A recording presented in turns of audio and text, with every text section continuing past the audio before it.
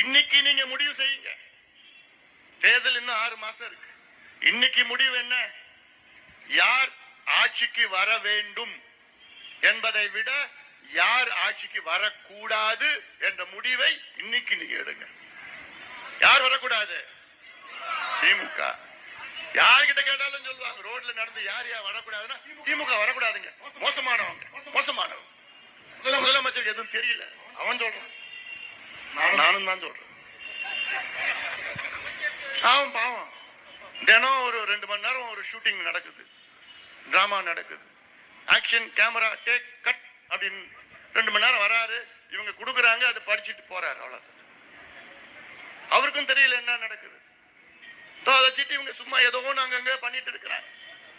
அவரை சுத்தி ஒரு 4 வியாபாரிகள் இருக்கிறாங்க.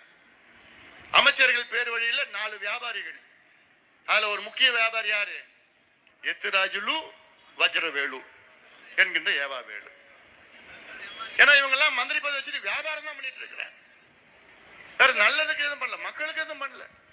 நான் சொன்னேன் இல்ல, 505 வாக்குறுதியில வெறும் 66 வாக்குறுதி நிறைவேற்றி பொய்யை சொல்லுகின்ற ஒரு கட்சி திமுக.